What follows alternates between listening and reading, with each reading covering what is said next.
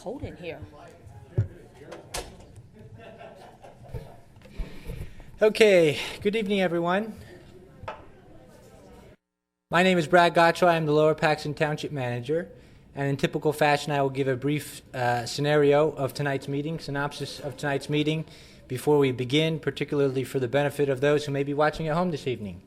A couple of housekeeping items before I begin. It's an atypical message, but we are beginning a new process here for public comment, and that is we do have a sign-up sheet on the desk here nearest the entry door here, and that is for the benefit of our recording secretary in order to capture your name and address, which we need for the minutes. We would ask that those who are looking to present to sign your name and include your address as well. So that would be much appreciated. The second housekeeping item, as you can tell, I'm sure as you are coming in, we are attempting to keep the room at a 25-person capacity here per the governor's orders. So the officer will kindly attempt to allow people in and out as people present. We would ask that you leave if you are not going to stay for the entire meeting. That way we can let another body in, another two bodies in. That would be most helpful. So getting into the meeting agenda itself, jumping into new business, the board will perform the swearing-in ceremony for several Colonial Park Fire Police members before taking action to appoint Angela McCloskey to the Parks and Recreation Board. Next, the board will entertain several presentations by various external partners, including Brown Schultz on the 2019 Township Audit, Mr. Wanger on the Series 2020C General Obligation Bond refinancing, Turnkey Taxes Incorporated on a professional service agreement, and ProChamps on a renewal to our ongoing vacancy and rental property registry agreement.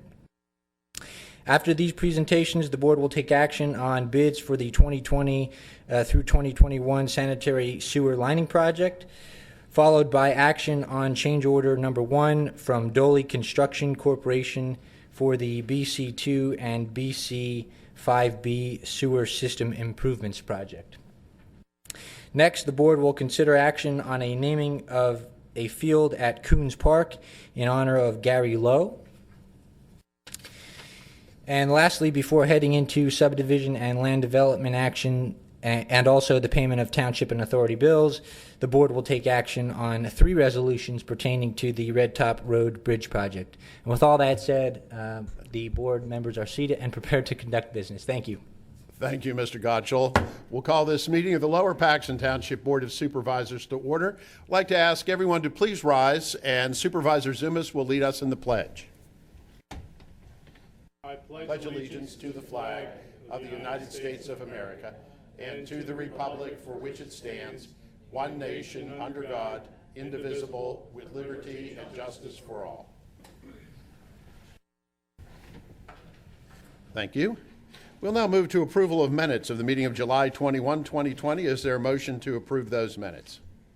Mr. Chairman, I'll make a motion that we approve the minutes from July 21, 2020. So moved. Is there a second? Moved and seconded. All in favor, aye? Aye. Aye. Thank you. This will bring us to public comment. A couple of items before we head into that. First of all, the Board of Supervisors did meet in executive session prior to this meeting to hear a report from township auditors, and we'll be meeting in executive session again following the meeting. Public comment is a time set aside for items not on the agenda tonight. If you are here and would like to question or comment on an item on the agenda, you'll be given an opportunity to do that at that time. I would like to also say, relative to the Friendship Center, since some of you may be interested in that, it would be our preference to not get into a lengthy discussion on that this evening because next week, next Tuesday, at our workshop meeting, we will be presenting the proposed lease with the Harrisburg Area YMCA. Rich Curl from the YMCA will be here to talk about the Y and their plans, and we plan on dedicating pretty much that meeting to the discussion of the proposed lease with the YMCA. It would be the board's intent to act on that lease at the third meeting of this month. And if everything can stay on track, we may see a reopening of that center here well before the end of the year. But we're going to be presenting all that information next week. So with that, would anybody like to address the Board of Supervisors on an item not on the agenda this evening? Yes, please come to the podium and give us your name and address.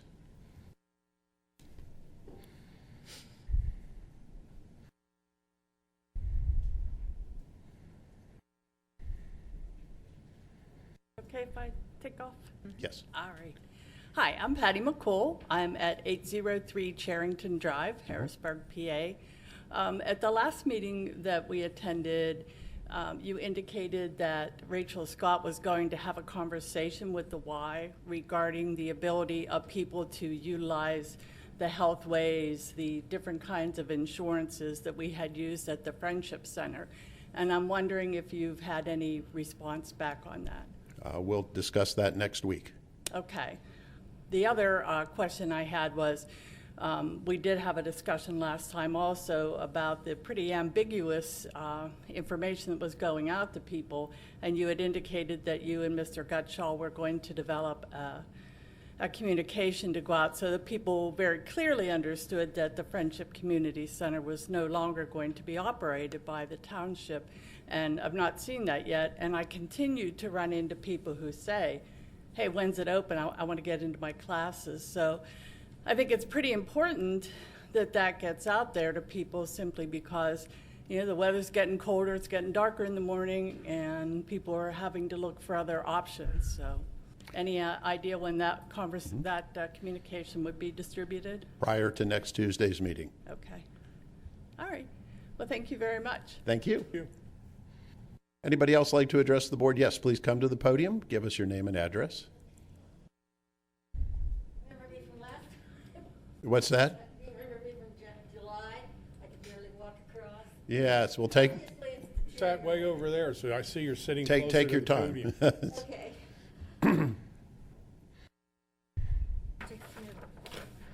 Take my mask off.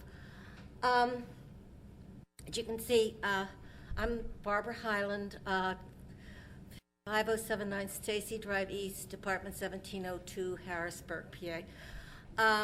As you can see from the last time, my physical condition has deteriorated, and I'm seeing Dr. Lippy next week with probably having my third back surgery, which I'm not really thrilled or excited about, but I want to get rid of the pain. I would love to know definitely if the senior classes, especially the water classes, are on the YMCA's agenda. We cannot answer that question. You can't answer it? No. Could we sort of weasel it in sometime next week? Well, Mr. Curl will be here, and keeping in mind that what we're going to be acting on next week is not an operating agreement with the Y. We're operating on a lease. So we're talking about a real estate transaction. Now, Mr. Curl can address what programmatic ideas the Y has, and also keeping in mind the Y has been, with its other branches, operating under all these COVID-19 restrictions. I believe their branches are now at what, about 30% of the activity level they were before the shutdown was ordered last spring.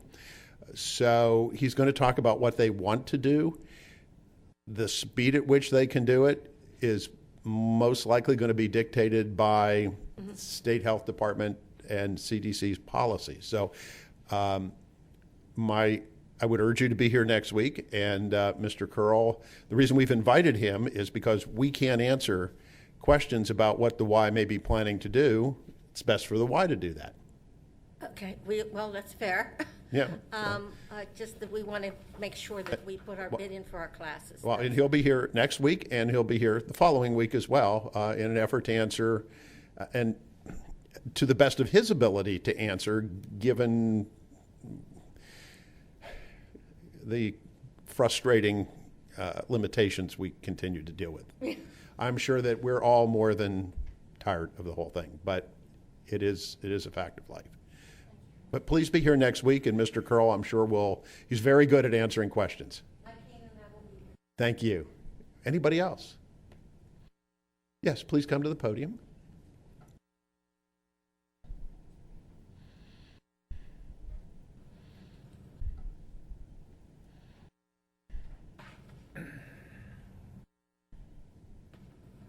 Hi, LV Green, 108 Eric Drive, Lower Paxton Township. And these are our signs that the seniors have actually gotten, they had them done. And I agree with Barb and support Barb regarding the health benefits of the seniors. With the water exercises, there are many of us that are suffering right now because of arthritis. This is the only pool for many miles around that is heated. And we basically, we have seen that the Y is already using the facility, the Friendship Center, for school programs since school began. And the Dreher Therapy Center has also been using the facility, I think, practically all along. And also the swim team, I believe, has started to use the natatorium also.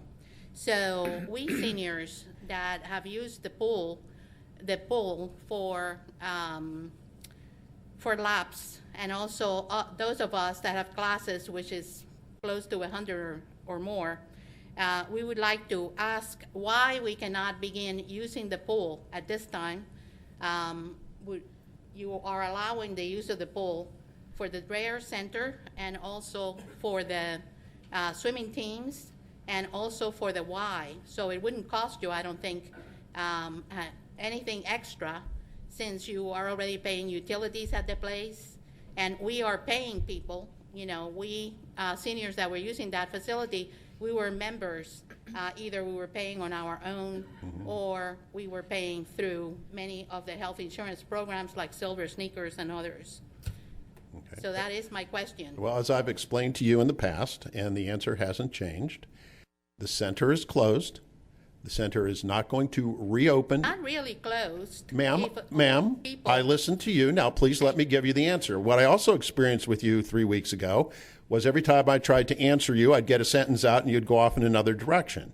So tonight, I would like to give you an answer to your question. Okay. And the answer is the center is closed. It is not going to reopen under township auspices. The Y program is a daycare program that the Y came to us that they are doing, was it 9 or 10 centers, I think, around Central Dauphin School District. It was a reaction to the fact that the schools are doing most of their classes virtually, and parents having to go back to work, not being able to provide care for their children and work. The Y stepped into the breach with a number of daycare centers around the Central Dauphin School District to do that, which we think was an excellent response by the Y to a community problem. The Dreher Center has a lease with the township, and they have certain hours that they can use the pool. We have to honor the lease. We did enter into an agreement with the swim club, who are paying us to use the pool. As I mentioned, our goal is to get the center reopened by the 1st of December. That's what we are trying to get to. Whether the program you want will be included in that, I cannot answer that question. You should be able to answer that. I cannot answer the question, and Seniors. I have told you that Mr. Curl will be here in the next 2 weeks in order to answer questions of this sort. Now, you may not like my answer, ma'am, and I'm not going to spend 45 minutes with you again tonight. That is my answer. Asking for 45 minutes. Well, that's I'm what you asking took the for last time. 5 minutes. That was because you kept changing the subject. And No, you kept I wasn't the answering- one. Look, I am not going to enter into this discussion with you again. Now, I have given you an answer to your question. Do you have another question? So is the Y paying for the fact that they are helping us out, or is the township paying for the school programs that they are running at this time? Many of us would like to know that. The Y is paying all the costs associated with the program. With the programs It's that their they program. have, utilities and Ma'am, maintenance? no, utilities are being paid by us. Okay. But not, I cannot tell you enough. This facility was shut down by order of the governor. We have to operate under all the COVID-19 restrictions, and we cannot do it. We are asking for it to be reopened to us under the auspices of the governor's rules and regulations. It is not going to happen. Okay, that's fine. Okay? You know? We are working, and this is what I'm very frustrated in getting you and several others who repeatedly show up here and don't listen to understand. We are trying I'm to. a taxpayer, we- and I am a voter, and I have a right I to be understand here that, and under the I am a First- taxpayer and a under the voter First too. Amendment.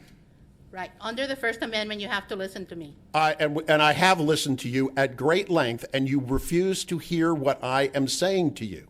We are working to come up with a win-win solution here that is going to reopen the center. It's going to reopen the center under the auspices of an organization whose prime mission is to run facilities such as this and get programs back up and running as rapidly as we possibly can, given the COVID-19 restrictions that we all have to live with. And I'm sorry if those restrictions I frustrate agree you. with They the- frustrate us too. They do not frustrate me at all. I think that we need to be safe. Yes, And I ma'am. think that safety comes first. Absolutely. I agree.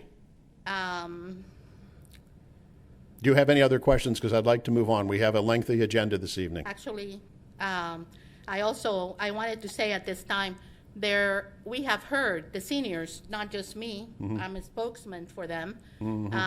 I've been asked to be a spokesman for them, but we have heard that Rachel had done a study to open the center. And I Have answered the that question supervisors 3 weeks ago. Let me ask the question. Have the supervisors looked at that? You know, Yes. and you decided that it was not It was a good not plan? financially feasible. Okay, that is part of the public record. Yes. And a lot of the seniors in the community feel that it was a very good plan on the part of Rachel, and that it was a Well, viable plan. It was a So- very good plan, but it wasn't one that we could afford. And, the bottom line here, and I can't emphasize this enough, this center has cost us millions of dollars. It runs significant deficits every year. On top of all that, the township is facing uncertain revenue this year as a result of COVID-19, which is impacting every municipality, every county, every school district, every state in the country. We appreciate that. We cannot justify spending additional money on a place that's already losing money at a time when we don't yet have a clear picture what our financial picture is going to be this year. I understand that it is a period of uncertainty. Yes.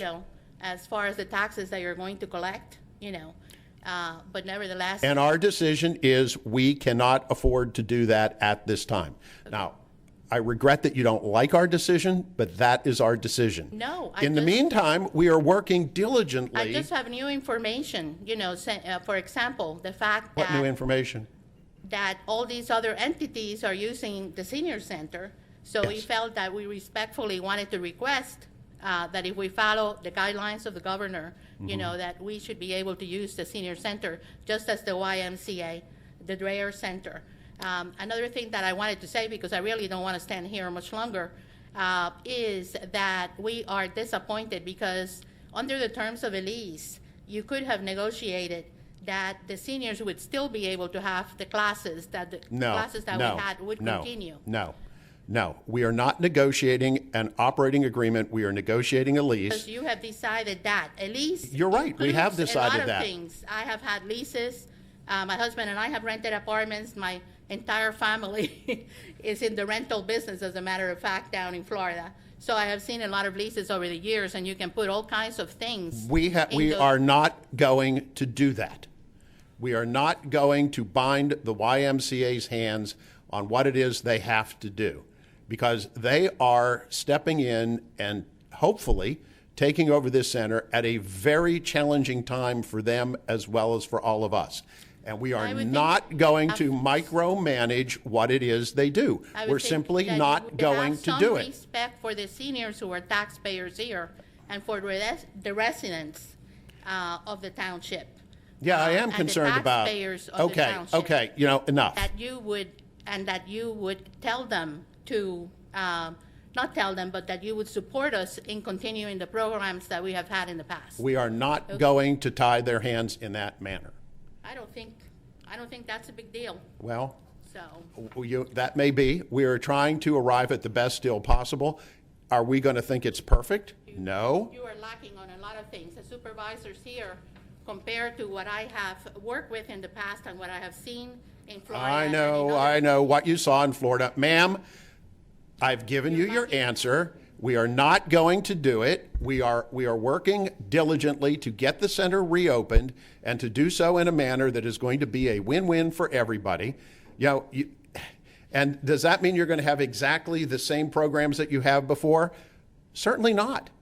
And does that mean that the moment, should the Y reopen it in December, everything that we had before is going to come back? No, because they haven't been able to bring everything back at their other branches because of COVID. This is going to take some time.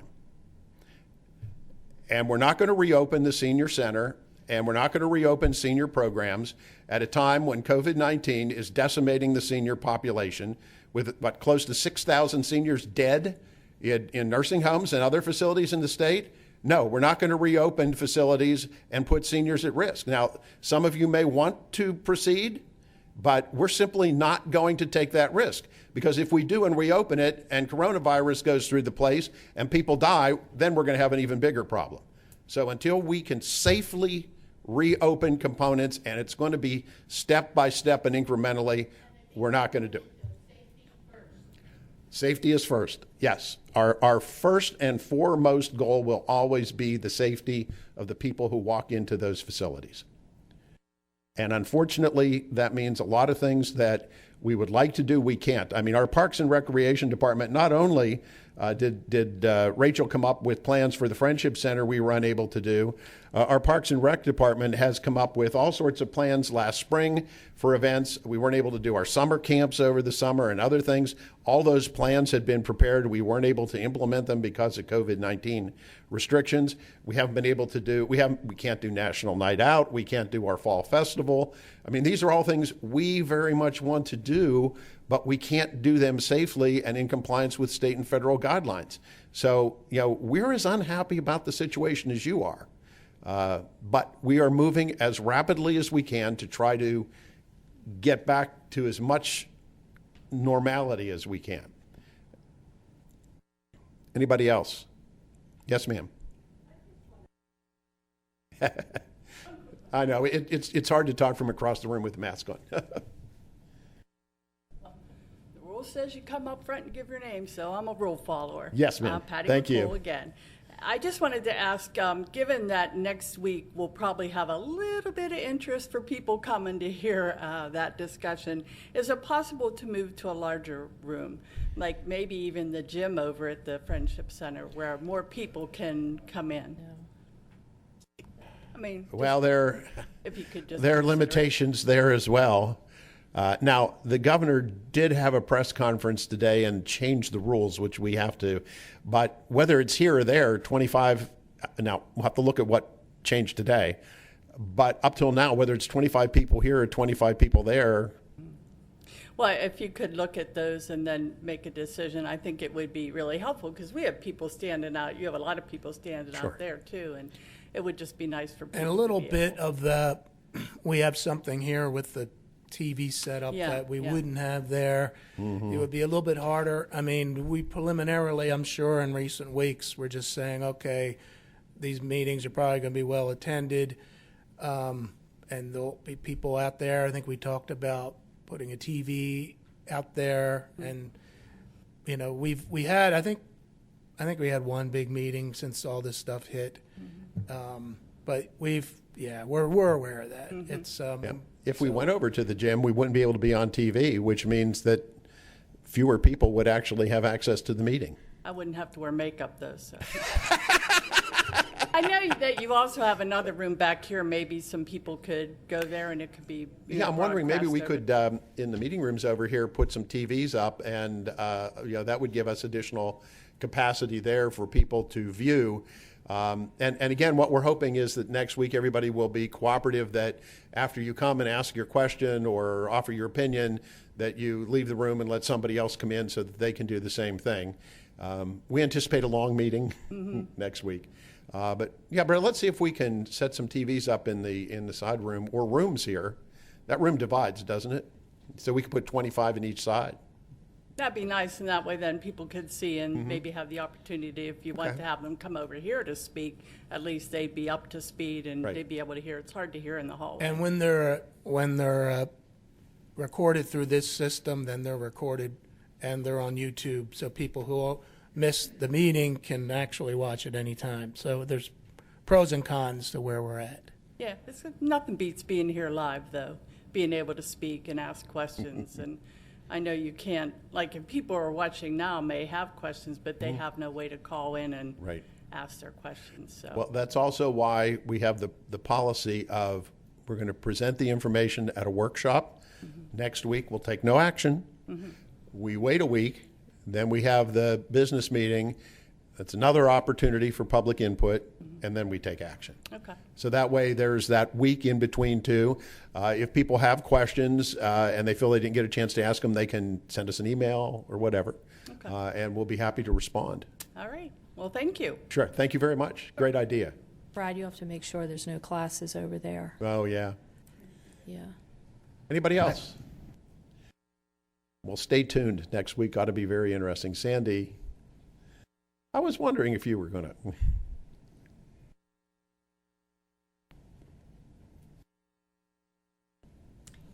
Sandy Prawl, 1001 Homestead Avenue, Lower Paxton.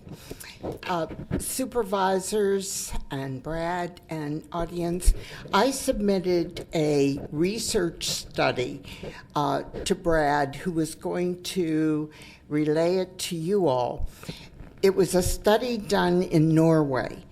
Every single gym in Norway was researched to find out if any COVID virus was transmitted through the gyms. Not one single case of COVID was transmitted through that environment. There was one woman, and she obtained her virus through a party. So there was no COVID through any environment such as a gym. I just wanted to make that clear. Thank you. Oh, and as I understand it, there's no law that says you need to vote on an issue 1 week after it's presented. So if there is a lot of community questions and information requested, could that decision be postponed? It could. I see no way that it will be. If we are to meet our goal of getting the facility reopened by the 1st of December, given the timing of our board meetings and the timing of the YMCA's board meetings, we need to take action this month. Otherwise, the facility will not reopen this year. What is the what are the wise timing as far as their board meetings? They have, I believe, this week, Thursday, an executive board meeting. Should the agreement be approved by the executive board, then we'll move forward with presenting it publicly next Tuesday. We will make a decision from the township's point of view the following Tuesday. And then the Y has a full board meeting in mid-November, which would put their final stamp of approval on it. And apparently, once their executive committee makes a recommendation, that the full board always goes along. So that would allow for both parties to hopefully approve the agreement prior to Thanksgiving. In the meantime, we will be taking steps to prepare the building for reopening. And we are very hopeful that by the 1st of December, or very soon thereafter, it will be reopened. We want to get it reopened, Sandy. That's our goal is the same as yours. We want it reopened. Thank you. And well, like I say, exactly what programs will be back and when, we'll talk to Mr. Curl about those things next week, and you can let him know the importance that you ascribe to that program. The YMCA, like any business, tries to please its customers. So if enough of people show an interest in that program, it would sound to me like something they may want to do. But you can talk with him about that next week. And again, the timing of when everything can resume is still, I mean, we can't ignore COVID. We can't. We are going to move forward as fast as we can safely do so. And that may be frustratingly slow for you. It's also frustratingly slow for all of us, I can assure you. We would love to have the place back open and at 100% capacity tomorrow if we could, but we'll get there. Anybody else? Well, we'll look forward to seeing you all here next week, and Mr. Curl will be here, and we will attempt to answer everybody's questions. Again, keeping in mind, what we're talking about next week is not an operating agreement, it's a lease agreement. So, any other public comment on an item not on the agenda this evening? Okay, seeing none. Chairman and board member comments. Board members, do you have any comments? Yeah, I just wanted to remind everybody that Paxtonia Fire Company will be having their open house on Saturday from 2 to 6. Everything will be outside. And at 3 o'clock, they'll be housing their new piece of apparatus. And that's this Saturday. Very good. Anybody else? Okay. Manager's report. Yes, Mr. Chairman, members of the board, I have 2 items this evening, if I may. The first, of course, being my favorite, that is the 2020 census. Now every report I give from meeting to meeting will be positive news, of course, as we recently have extended our 2010 self-response rate. As of last Thursday, the self-response rate for Lower Paxton Township has increased to 80.7%. This keeps the township in the top 10 response rate within the county at number 9. But again, more importantly now, surpassing the rate achieved in the 2010 self-response process. Now, 98.7% of households across the United States have been counted by the Census Bureau throughout this process. Per a recent order of the federal courts, the Census Bureau must continue its outreach through October 31st, thereby extending the process by approximately a month, ensuring that the response rates continue to climb county-wide and Commonwealth-wide. And that is, of course, good news for the county and for the Commonwealth. So hopefully those numbers continue to rise in those jurisdictions. The other item I have is on vacancies. The township is in the process of soliciting candidates for a number of positions throughout our organization, including the staff position of finance manager and volunteer positions on the Shade Tree Commission and the Historical Commission. Information on all these positions may be found on the township's website, where interested individuals are encouraged to visit and complete applications for appointment or employment. So with all that said, I'd be happy to answer any questions, or if not, I am done with my report. Thank you. Okay. And I'm once again attempting to get us to the point where I can... Bradley, I may need your assistance again.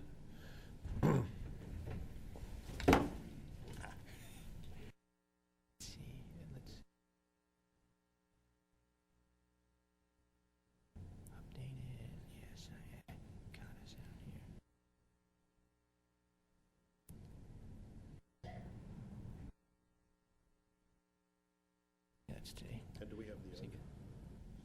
We do. Yes, I think Shelley.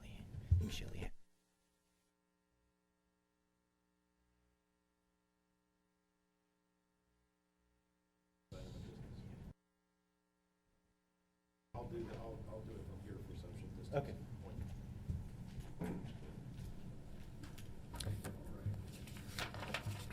Okay, our first item of business.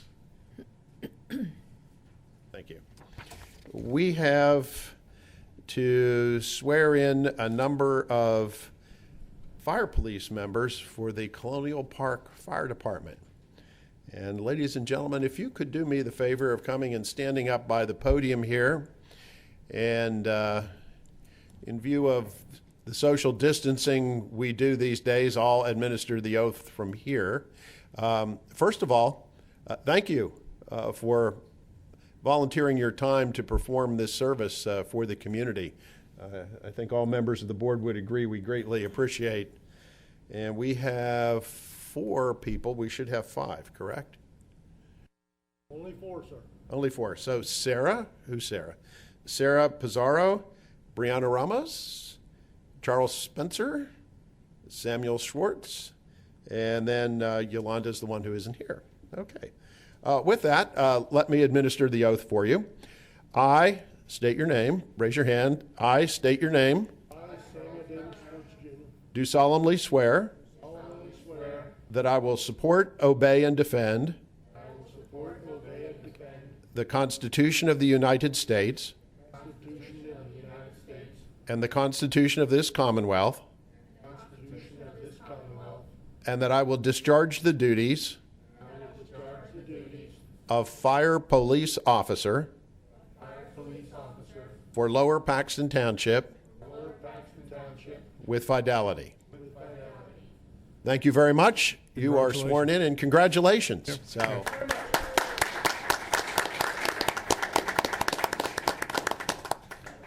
Did you practice that in harmony, or did that just happen to be that way?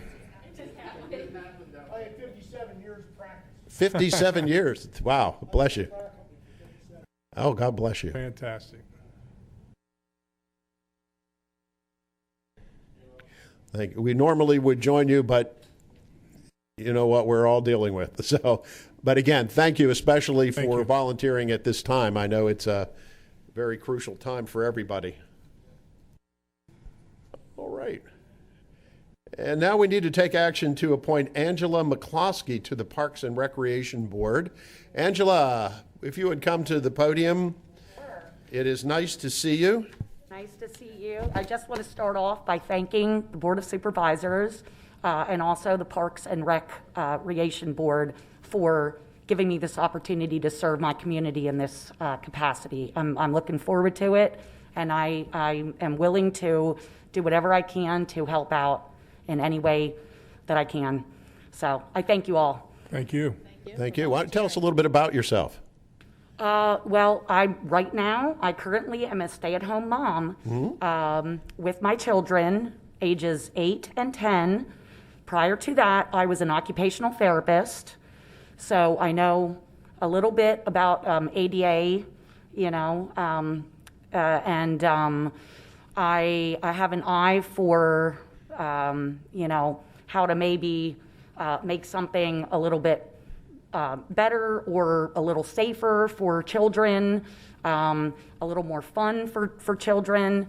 And my children have given me a lot of ideas just from going to parks around the community. Good. And so I feel like I have something to provide for this board. I do. Well, I must say you came highly recommended. Thank you. Well, thank you so much for stepping forward to volunteer to do this. Thank you. Yes. We appreciate Looking our forward community. to it. Well, with that, would somebody like to make a motion to appoint Angela to the Parks and Recreation Board? Mr. Chairman, I'll make a motion that we appoint Angela McCloskey to fill the vacancy on the Parks and Recreation Board. Is there a second? Second. Moved and seconded. All in favor signify by saying aye. Aye. Congratulations, and thank you you. again. Thank you again for volunteering. Thank you. Appreciate it. We're going to put you right to work. I'm ready for it. I'm ready. Thank you, everybody. Thank you. And now it's time to move on to the always exciting audited financial statements presentation. And we have with us our esteemed auditors. If you would come to the podium and give us an overview as to the 2019 audited financial statements. Good evening, everyone. I'm John Bonowitz, the principal in charge of the audit for Lower Paxton Township. With me is Jeff Walker. He's a senior manager in the firm, and he basically did most of the work out here during the audit, and he'll get to do the brunt of the speaking too. So just to kind of hit the financial statements very high level, but wanted to start with the auditor's report. A couple of things about the auditor's report. Management is responsible for the financial statements. We're responsible to give an opinion on those financial statements. We do look at internal controls as part of our audit, but not to give an opinion on internal controls. The opinion for the financial statements is a clean opinion, meaning the financial statements are presented in accordance with generally accepted accounting principles. So that's what you as the board would want to hear, that it is a clean opinion. And then the rest of the auditor's report deals with other matters, which is the required supplemental information, which is the MD&A and a number of schedules related to pension and OPEB liability, and a paragraph on other information, basically saying that the combining statements are presented fairly also. So the financial statements start with management's discussion and analysis. This is where management gets to, in essence, say, this is what I think is important for the year that just ended. So there are a number of financial highlights in the MD&A. There's also good information as far as comparative information as of December 31, 19 and 18, and the results for each of those years. So good information in the management's discussion and analysis. And as far as the rest of the financial statements, I'm going to now turn it over to Jeff to give an overview. Thank you. So for the rest of the financial statements, there's actually a fair number of different types of statements within these actual financial statements. The first being your government-wide financial statements or your full accrual. They include the debt, all the fixed assets, compensated absences, things like that are part of the township that you don't see on a day-to-day basis. Those day-to-day numbers are in your fund financial statements, which follow the government-wide financial statements. And those are the general fund, your LoSAP fund, your state aid, fireman pension, things like that are made up in your fund financial statements. And then there's your fiduciary accounts, which are the pension plans, the trust funds for the police pension and the non-uniform pension. And then after that is a slew of footnotes that describe a lot more information about some of those numbers within each set of those financial statements. So to be really high level, the thing I want to talk about the most really is the general fund, since that really is the heartbeat of the township, and that's where a lot of your daily expenses run through. Your police department, sanitation, parks and rec, things like that are all in your general fund. So for the year, before any transfers, the general fund ended with about a $100,000 increase in net assets, or profit, if you will. That's before any transfers. After transfers, it ended with about a $2.7 million loss. And transfers went out to the Friendship Center and to the General Improvement Fund. So to give you an idea, that's where you're at. As far as fund balance in total, you ended with about $5.5 million in fund balance. Of that, about $4.8 million was unassigned or available for use for the township in any way they really choose to use it. So that really is the main financial statement that I wanted to focus on. There are a number of notes in here that are worth going through at your leisure. They are the fixed assets or your capital assets. There was a large transfer of assets this year from the township to the authority for stormwater assets, about $17 million in total net value. Again, it's not, the township didn't give those away. Essentially, they just moved them from the governmental activities to the authority. So that's something there worth noting. There's a footnote on your debt for the township. The total township debt is about $137 million. So that's a big number. A large portion of that is through subsidiary agreements with the authority. The authority's portion of that is about $116 million, but it's all in the name of the township. So in total, it is $137 million worth of debt. There are a few other footnotes in here. One dealing with the fund balance classifications, which tells you of all your funds and the fund balances that remained in those funds, what can be used for what purpose. If it's not unassigned, it is assigned, or it's restricted for a purpose. That footnote will tell you that. And then there are, as John mentioned, a few extra schedules dealing with OPEB and pensions and combining schedules. But in a nutshell, as a pretty high overview, that's the financial status of the township at December 31st. So, if there's any questions on that? Questions, board members? Public question or comment? Mr. Stein, do we need to take official action to receive this, or is this just a presentation? It's just a presentation. Just a presentation. Well, gentlemen, this is your first year doing this for us, and I understand that, as with any first-year effort, there were challenges and extra work, and you have given us a roadmap to making some needed improvements as well, and we thank you for your time and diligence. Appreciate See you it. in the spring next year. See you in the spring. Fall. Thank you. Thank you. Appreciate it. Thank you. Is this the first time I can say happy holidays to somebody? Almost that time, right? It is. Great. Thanks. Thanks. Okay, we now need to move to a presentation. We did some refinancing of general obligation bonds, and Mr. Wenger is going to report on the results of that refinancing effort. Yes, good evening. Is the one page up there? Okay, great. So we tried to simplify this to a one-page summary to keep everybody focused on the key points. And the highlights are, in the aggregate, we saved about almost $5.9 million. In present value dollars, the savings were $4.3 million. Of the total savings, approximately $330,000 is allocated to the general fund debt. So as you just heard from the auditors, most of your debt is authority debt related to the sewer projects. There is some general fund debt that gets allocated between the Friendship Center and some other projects. The $330,000 of savings to the general fund will occur in your fiscal year 2021 budget. So all of that will hit the budget next year.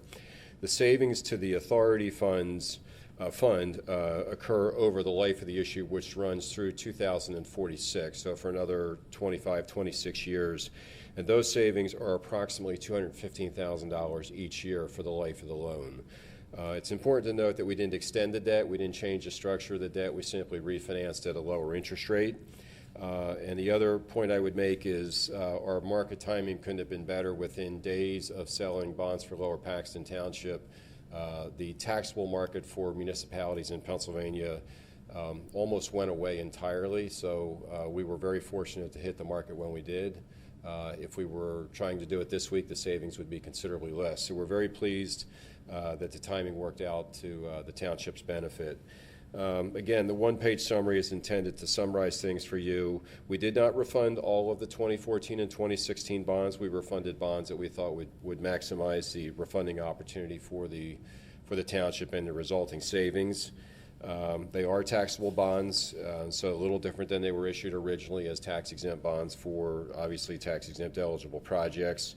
And we are scheduled to close on October 15, so next week. 2 weeks. Next week. That is a quick overview. I'd be happy to answer any questions you might have. Lady and gentlemen? Thank you. Yes. As you know, your solicitor's been involved, and Tom Smiter from Eddie Evans as bond counsel has been involved, so all the documents are in order.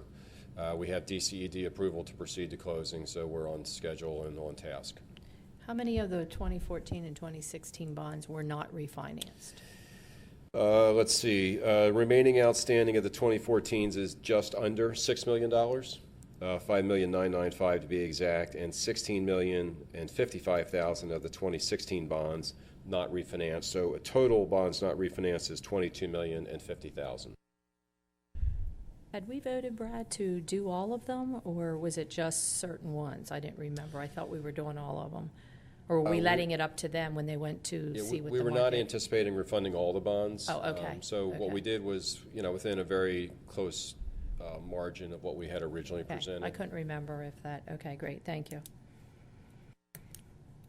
Okay. Jay, thank you very much. Thank As you. always, We appreciate it. We appreciate you and your team being on top of these things. This is, the second time this year that Yeah, we it was a unique year in a lot of ways. Unique year does sort of sum up 2020 pretty well. Okay. Thank you, sir. Thank you, Jay. And all right, let's go back to, we now want to have first presentation of a software licensing and professional services agreement with Turnkey Taxes, Inc. And if you could introduce yourself to us and welcome. Thank you. My name is Mark Schuster. I'm founder and CEO of a company called Turnkey Taxes, and I wanted to thank you for your time today. And before it's lost in the translation, it has been just an unbelievable year. So for everything you folks are going through, and I'm working across the Commonwealth, bless you. I wish you all the best and everybody all the best to get through this just absolutely insane year. I'm a software developer by trade, and I'm actually in my 50th year of developing software for every different type of sector that imaginable. And when I started helping out my own community in Crafton, Pennsylvania, back in like 1990, we started focusing on just making processes better and focusing on data. And then the more I got into the different tax types and just looking at the information and how information comes into a township or a city or a borough, I started to find little flaws. And, there's a difference. How could, everyone thinks that they're collecting all the money or they're accountable for all the money, but where could they be losing? How can we make it better? So as I started analyzing it, I broke it into the major components, which is properties, businesses, and individuals, and found a big difference. So and it really comes down to data. So everything I do right now is really data driven. I try to get the data perfect because the dollars will take care of themselves. But when somebody moves into a town, or a business moves into a town, or somebody moves into rental property, the first thing they do, they go to the post office because they want their mail. That database is updated. They go to Comcast and Verizon because they want their toys. They go to the water company, they go to the light company, they go to the sewage company. They probably even update their library card and Wegmans information. Everybody knows that some of these people are in the town, except the people like you folks that need the revenue to fund the community. So what I did was I took all of that information, the property, business, and individual, and put it into one piece of software that's cloud-based, which in today's world is very helpful. And then what we do is we just kind of ping the information off each other until it's perfect. So everyone looks at the dollars, how much is coming in from business taxes or local service taxes, realty transfer taxes. So we take it a step further. I look at the counts too. I want to know how many properties. I want to know how many rentals. I want to know, how many businesses are in a town and how many individuals. And that's where we started to find missing revenue. So just on the individual, for instance, prior to the internet, back in 1994, when it became a little bit more prevalent, you were either given your paycheck or it was mailed to you. So if somebody hands you, your paycheck and it has the wrong address, you're thinking, geez, I better update that. Well, now it's direct deposit. People are moving in. They could have come from Susquehanna via Wilkes-Barre. They could have lived here for a year or two and then moved on, and who would know? Because Act 32 takes, the direct deposit, but it has to be updated at the national employer. So if somebody's coming here, they move into town, next day they work at McDonald's or Starbucks, they're not thinking, hey, I better go back and update my PSD code with my national employer. And if they don't do that, you're not getting the money. So what we do is we focus on just the flat data. We build a foundation. It begins with the properties.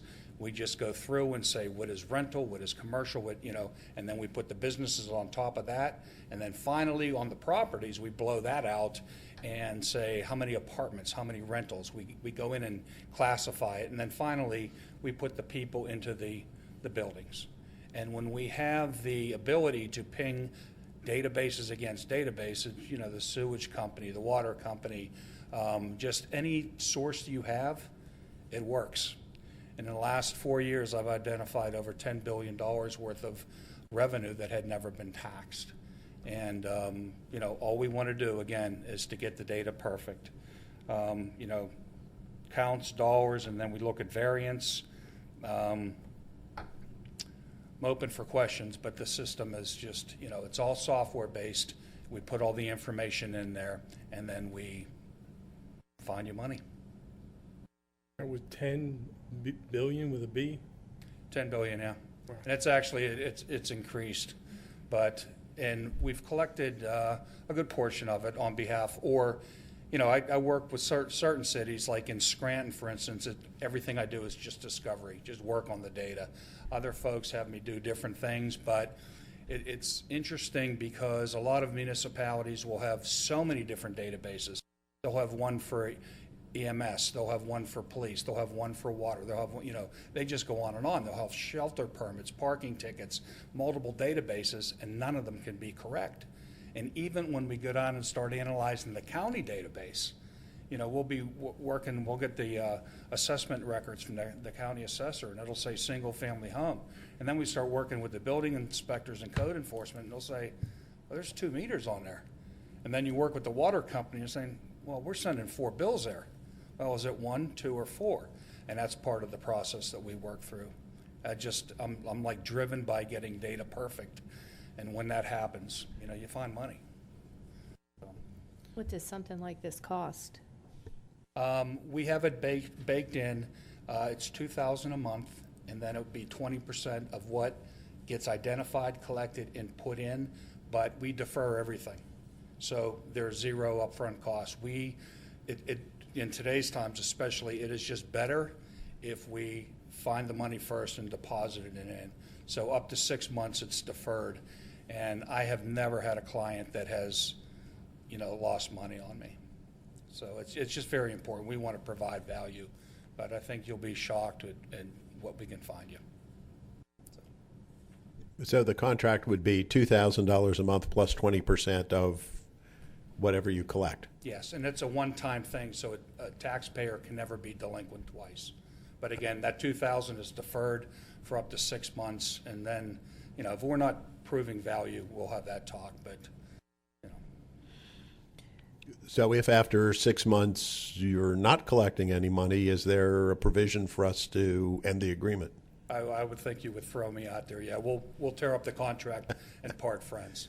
I know that's not going to happen, but I can guarantee you that's what we'll do.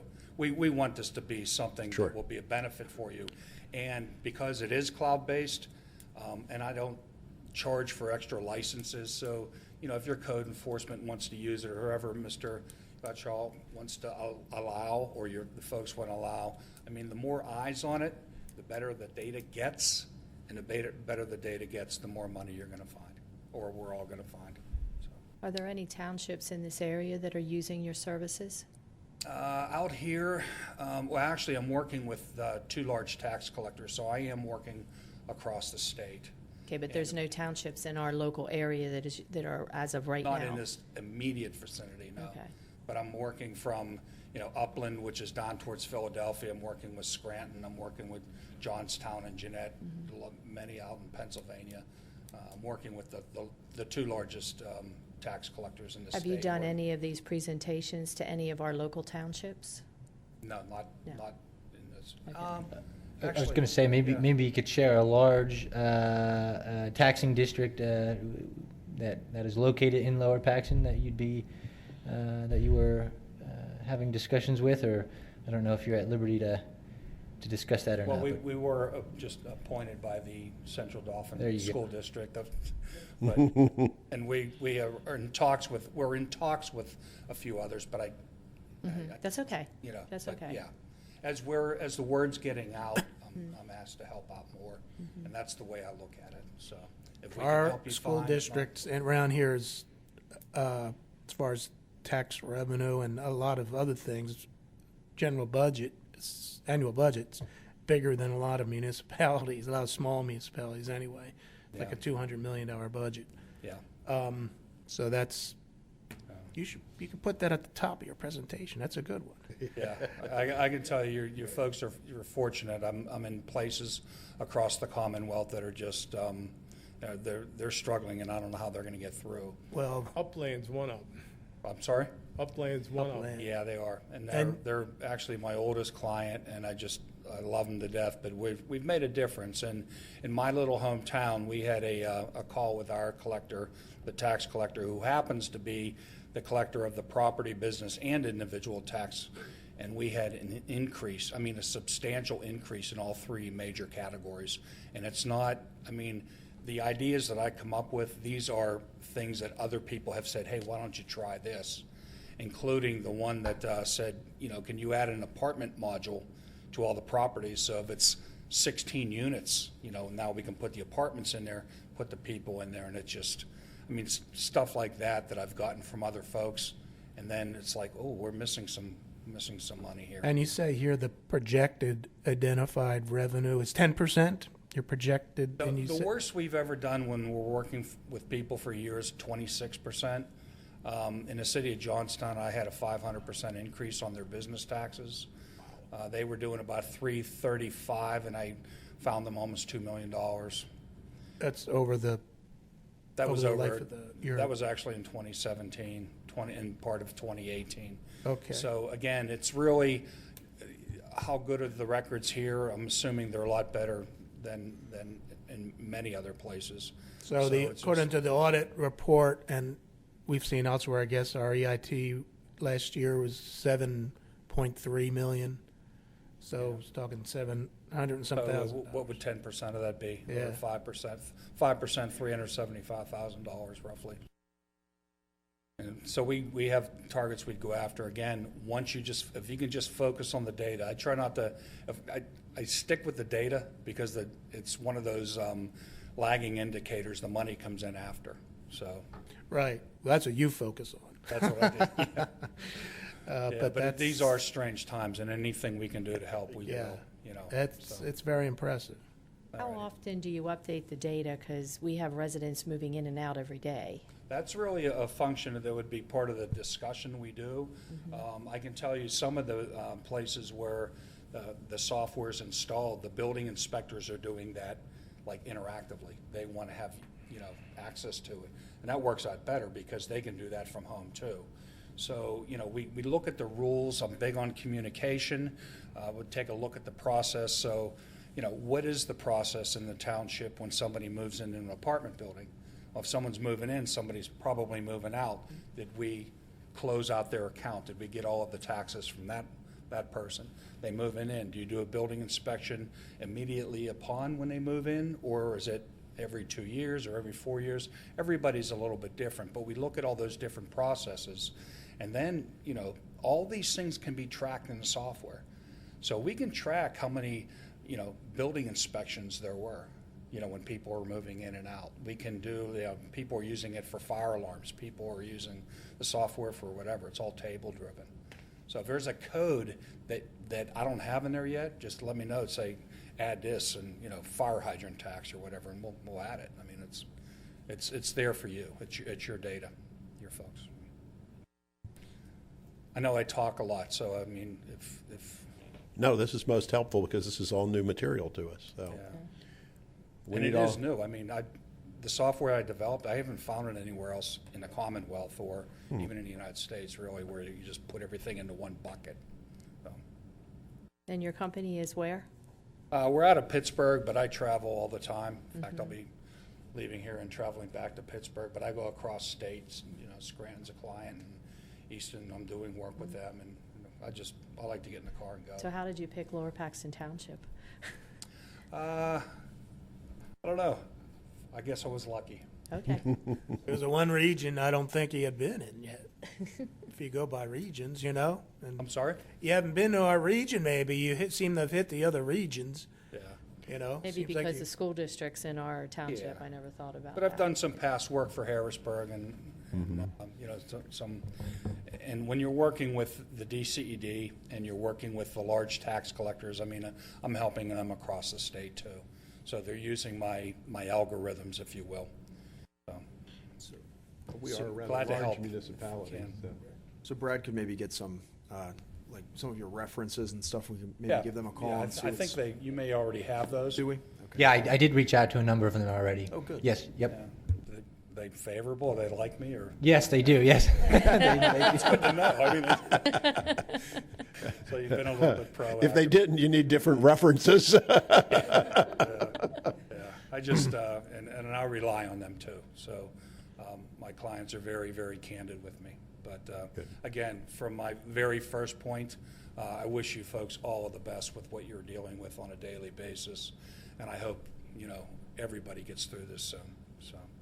Okay. Well, Thank you, Mark. Safe travels. Thank you. Yes, we need all the money we can get.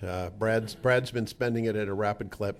So, okay, so that was first presentation, so we'll carry that forward then to next week so the board can have the week to digest the information. Thank you, sir. Appreciate it. Are you traveling back to Pittsburgh this evening? Yeah. Safe Drive travels. safely. We need to take action on what would be amendment number 2. This to an agreement with Property Registration Champions LLC. And let's see if we can hopefully get that up here. There we have it. Oh. That's one of the shortest amendments I think I've seen. Thanks for the pen. Pretty basic. You're welcome. Well, thanks for having me back. Again, Kevin Seidella. I'm with ProChamps. We've been managing your property registration program since 2017. We're really proud of the work that we've been able to do here in Lower Paxton Township. Since then, we focus on foreclosed properties and vacant privately owned properties. Since then, we've registered 738 properties. We have returned $147,000 to the township in fees collected. So this is a program that gives you information, a database filled with information that your staff can use to address blight issues at these various properties. You get it for absolutely no cost. We've never sent you a bill, and we've sent $147,000 back to the township. We're proud of it. We're doing it in 300 communities nationwide, 40 in Pennsylvania, many here in Dauphin County. But every year we've got to kind of get this in front of you to renew the contract, to extend it a year, for you to say you still want to continue to use it. And just kind of sing for our supper, come up and tell you what we've been doing. So far this year we've registered 201 properties, 2 so far this month in October. You're on target for about, we'll probably see about $53,000 in fees this calendar year, just projecting out, which is the second highest level we've had since we started in 2017. Really can't count 2017 because we only had December. We only registered 10 properties, but the full years that's the second highest year. We're not really seeing much of a spike in foreclosure or vacancy activity due to COVID. I think that might come down the road, but we're kind of steady right now with registrations. We average about 19 a month here in Lower Paxton Township. It goes up and down. I've seen it as high as 60, and I've seen it as low as 4. So it's really kind of a peaks and valleys type of business. But we're really proud to be here, and I'm also, I want to keep it as short as possible. I know you've got a lot of things to talk about. If you have any questions for me, I am always available to Brad or any of you. Any questions right now, I'd be happy to answer them. What was the percentage that you get, that your company gets from, I couldn't remember. So the fee for each property to register is $300. We keep $100 of every successful registration that we collect. So our company has made $73,000 since we started here in 2017, and the township's made $147,000. Okay, great. So you get more than we do, but it's, $100, I think, is a good price of doing business. Any other questions? Any other questions, gentlemen? Okay. Well, again, thank you so much for your time. Thank you for your time this evening. So we do need to take action on amendment number 2 to the agreement. Is there a motion? Mr. Chairman, I move that we approve action on amendment number 2 to an agreement with Property Registration Champions LLC. We have a motion to approve the agreement. Is there a second? Second. Moved and seconded. All in favor signify by saying aye. Aye. Aye. Okay. You're all set. Thank you, sir. Thank you. Thank you. Okay, now this has gotten really, really small for some reason. Oh. Tell me that my eyesight isn't going, Brad. You can't read that? You can't even read that. I love technology. Not quite sure what I did. Oh, your phone was on. Control. Knock me out again. There we go. Third time. Thank you, sir. That makes it a lot more readable. So we need to take action on bids for the 2020-2021 lining project. And Mr. Weaver over on the other side of the room. How are you this evening, Mr. Weaver? Doing great. Thank you, Mr. Chairman. Members of the board. The Township opened bids for the project, the 2020-2021 lining project on September 30th, 2020. And of course, these specifications were in conformance with the township procurement policies. The low bid received was from Granite Inliner LLC in the amount of $3,074,388.50.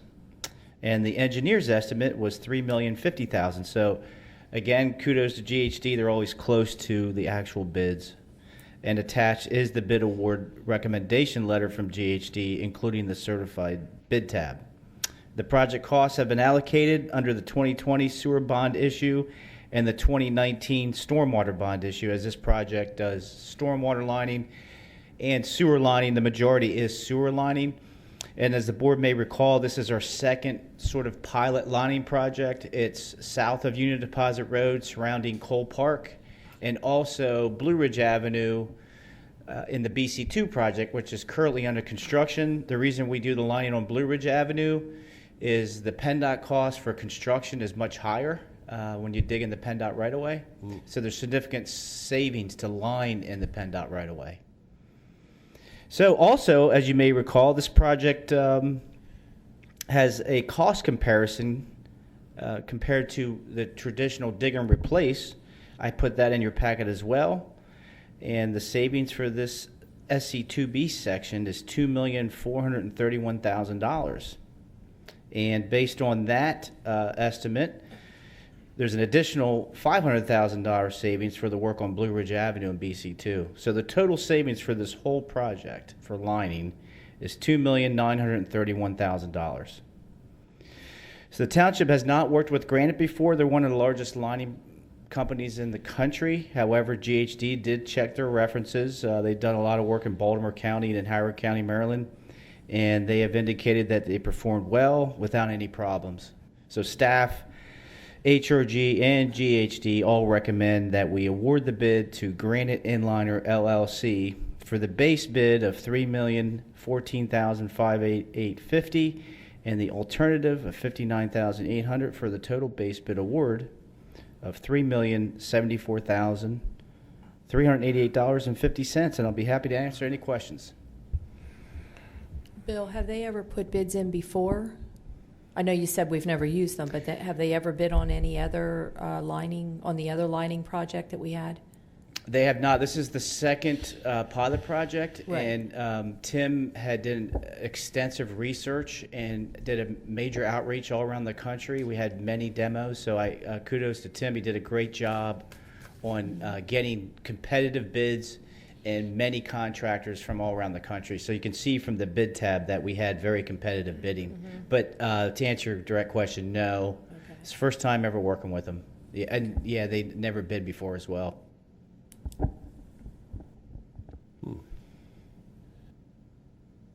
Any other questions?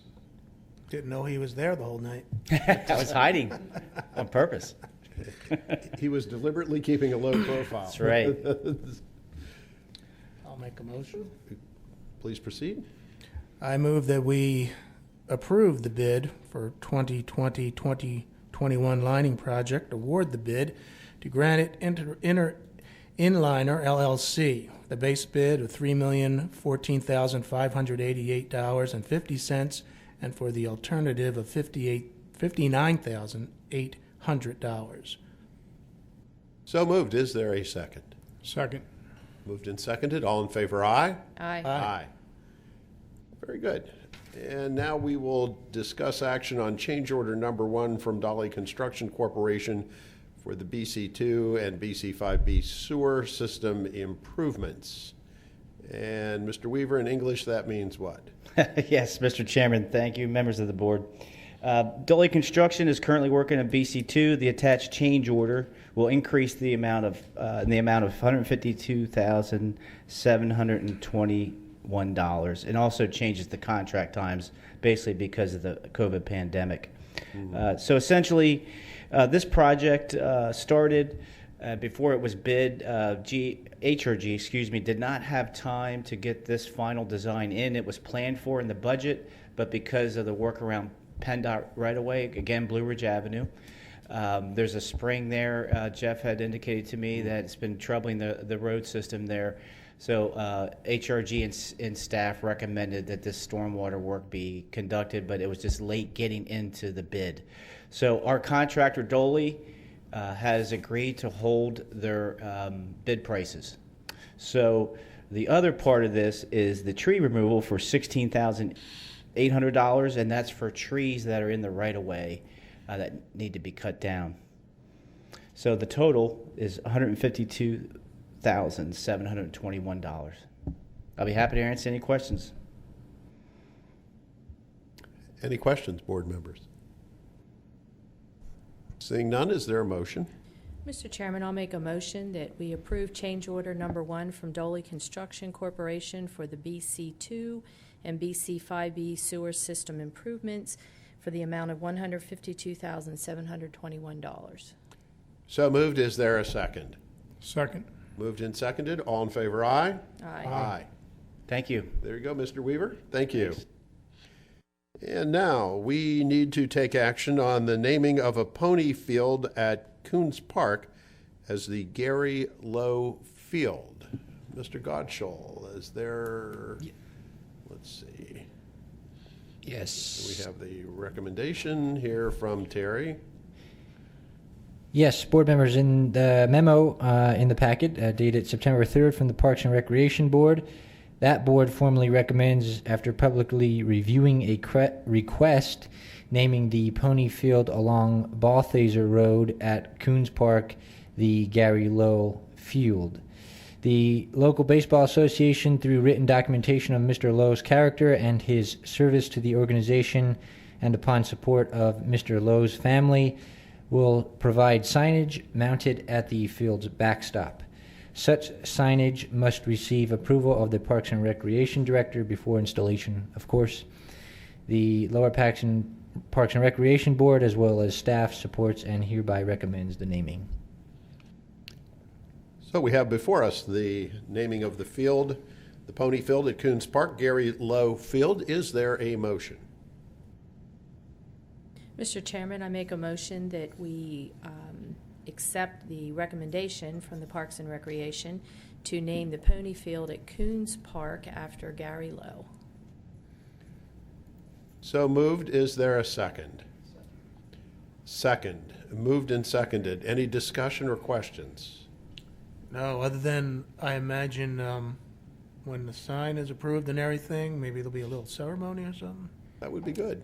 Yeah, Yes. I hope, we like doing given that. what we can do, with the public gathering stuff, I'd make sure we know. Sure, Which sure. I know you will. Sure, sure. Looking forward to it. Absolutely.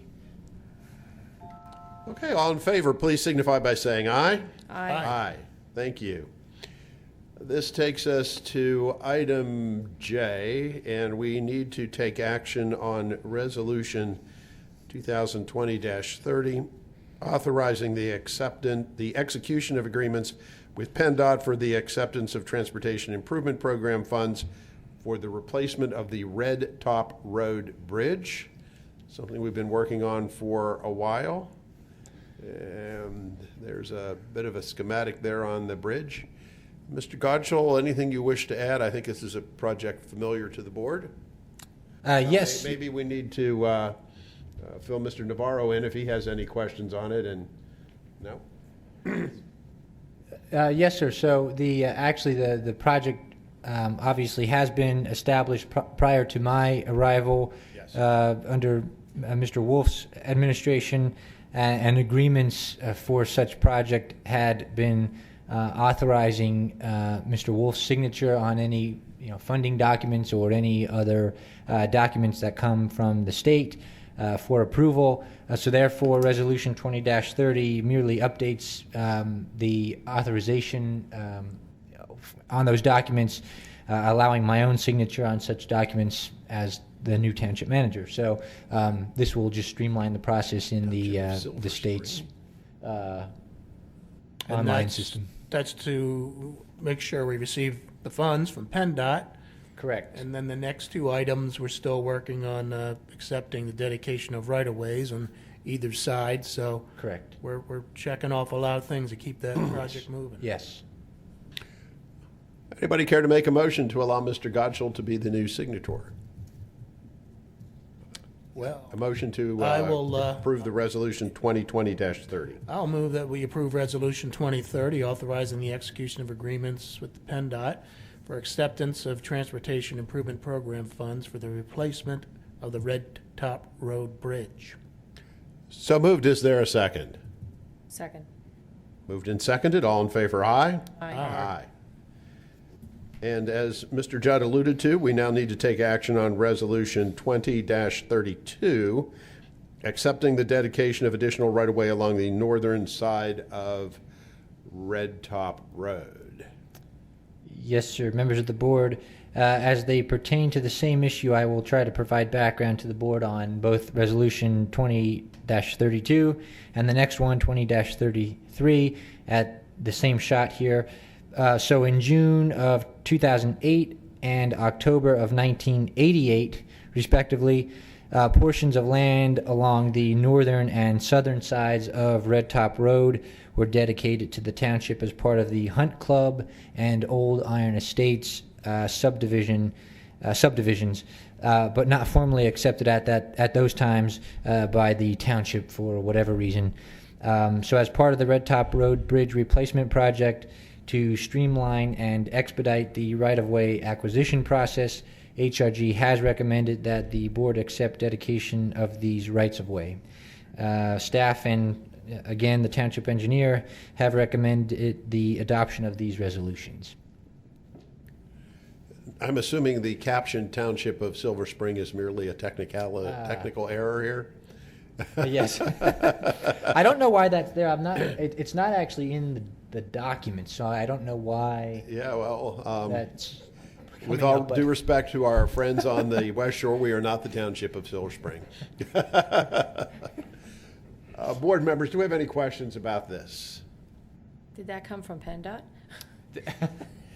Yeah, again, they're not that Silver Spring's not actually in the document, so I don't know I don't know where that's coming from. Somebody mislabeled something. Maybe they have a Red Top Road too. Who knows? In any event, relative to the need to accept dedication of right-of-way on the, let's see, where are we here? Northern side of Red Top Road in Lower Paxton Township. Is there a motion? Mr. Chairman, I make a motion that we accept Resolution 20-32, approve Resolution 20-32, accepting the dedication of additional right-of-way along the northern side of Red Top Road in Lower Paxton Township. So moved. Is there a second? Second. Moved and seconded. All in favor, aye? Aye.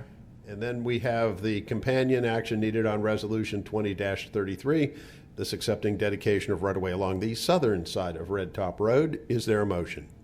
Mr. Chairman, I move that we approve the action on Resolution 2020-33, accepting the dedication of right-of-way along the southern side of Red Top Road in Lower Paxton Township.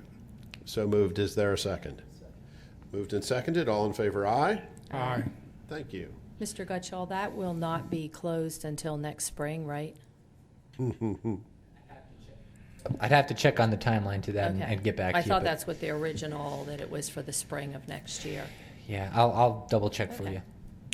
We just need to hope PennDOT can stick to schedule and get Nye Road reopened here in a few weeks. That has been a challenge for neighborhoods on both sides of the roadway. Now, we do have, under subdivision and land development, we need to take action on Resolution 20-28, authorizing the acceptance of portions of Beaver Spring Road of the Kendall Oaks Development Phase 3. And there is the resolution. Is there a map? No map. Well, anyhow, we have the resolution.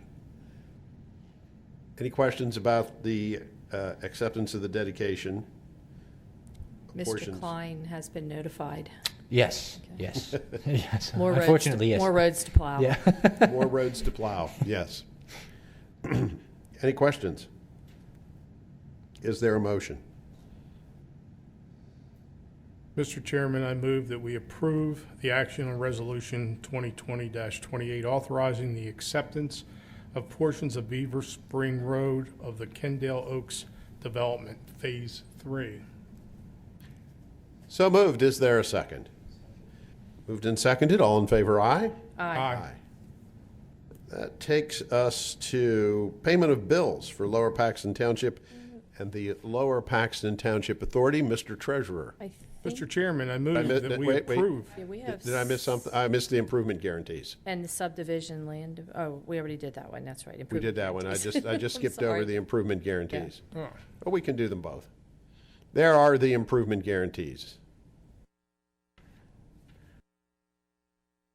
Oh, I see. The improvement guarantees are not on the printed agenda. No, they're not. Okay. Anyhow, we have a number of improvement guarantees, all of which appear to be rather routine. Any questions or comments? Is there a motion to accept the improvement guarantees? Mr. Chairman, I make a motion that we accept the 7 improvement guarantees listed above. So moved. Is there a second? Second. Moved and seconded. All in favor, aye? Aye. Aye. Now, Mr. Treasurer. Mr. Chairman, I move that we approve the payment of bills for the Lower Paxton Township and Lower Paxton Township Authority. So moved. Is there a second? Moved and seconded. All in favor, aye? Aye. Brings us to announcements. Are there any further announcements from the board? I wanted to make this one earlier, and I forgot. Hopefully, people may have seen the news, or they notice it when they're driving on Lingelstown Road. The stretch between Dover Road and Forest Hills Drive is now the Paul Gaspich Memorial Highway. Mark, We had Mark. What's that? Mark. Oh, Mark, I'm sorry. Mark Paul's brother. Look for the signs. We just had the fire police in here sworn in today, and Mark was a firefighter and a corrections officer. And just look for the signs and give you an excuse to talk about them. He was a great public servant. He's a great He indeed was. He was. Public servant. And they at the ceremony, people had a lot of great things to say about him. His dad was there, his brother Paul was there, and it was really nice. So now they're up, and it's like I said, it's a reason for people to talk about Mark. And if I may, Mr. Judd, I'd like to thank you. I know 3 of us had other commitments. I don't know, Paul, if you were there or not. Okay, but thank you was there. too. Brad was okay, there. yeah. Thank you for representing the board. Loman and Mr. Zumas and I had other plans, but thank you for representing us. Any additional announcements? Okay, hearing on the next board meeting will be probably a relatively lengthy workshop meeting on 1 week from tonight, Tuesday, October 13th. All we need is a black cat now and we'll be set. 7:00 p.m. on Tuesday, October 13th is our next meeting. Is there a motion to adjourn? So moved. So moved and seconded. All in favor, aye? Aye. Meeting adjourned.